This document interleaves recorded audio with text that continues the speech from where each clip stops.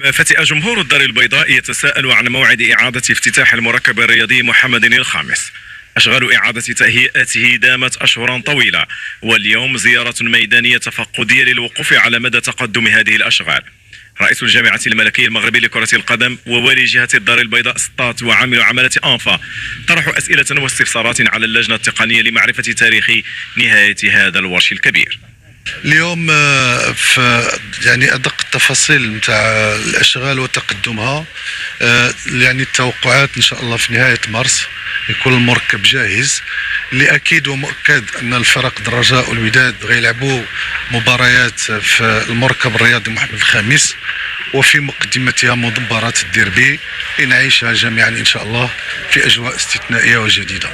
مدينه الدار البيضاء انطلقت الاشغال في مجموعه من الملاعب، لا في ويناس المركب نتاع المدرسة تكوين فريق الوداد بتجهيز ملعبين من العشب الطبيعي، زوج اخرين في اكاديمية الرجاء الرياضي، واحد في بن جلون وواحد في الوزيس، باش يعني الارث الرياضي نتاع هذه الاحداث من بينها كاس افريقيا للامم يبقاو رهن اشاره الفرق الوطنيه وفي مقدمتهم الرجاء الرياضي والوداد الرياضي. معلمة رياضية قاومت كل الظروف لتبقى صامدة وتواصل المساهمة في صناعة تاريخ كرة القدم الوطنية.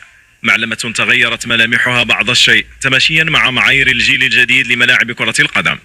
أصبح المركب يضم مقصورات خاصة مع تغيير واضح على مستوى ولوجيات اللاعبين للميدان، كما تم تشييد منطقة مختلطة خاصة باستجوابات اللاعبين.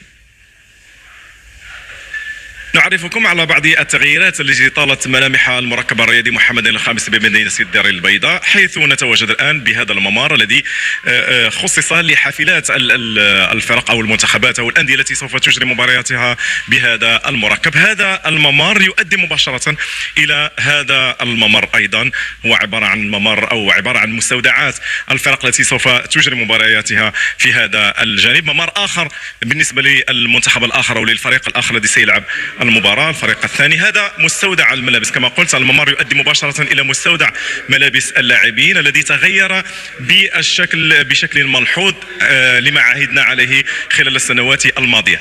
هذا المستودع مرتبط مباشرة أيضا بالمرافق الصحية للاعبين، تقريب المرافق الصحية كما تشاهدون بالمركب الرياضي محمد الخامس.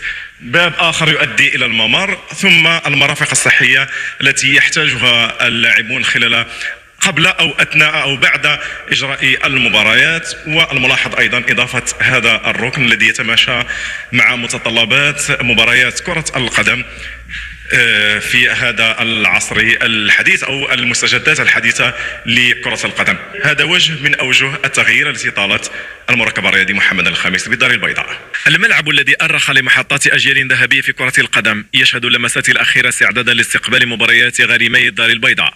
بعدها سيكون الموعد مع مباريات كبيرة ضمن حدث رياضي أكبر ومساهم في كتابة تاريخ كأس أفريقيا بالمغرب نهاية هذه السنة. بدأت شمس مركب محمد الخامس في البزوغ من جديد، وأشعتها تعد بصور واضحة لتألق متواصل.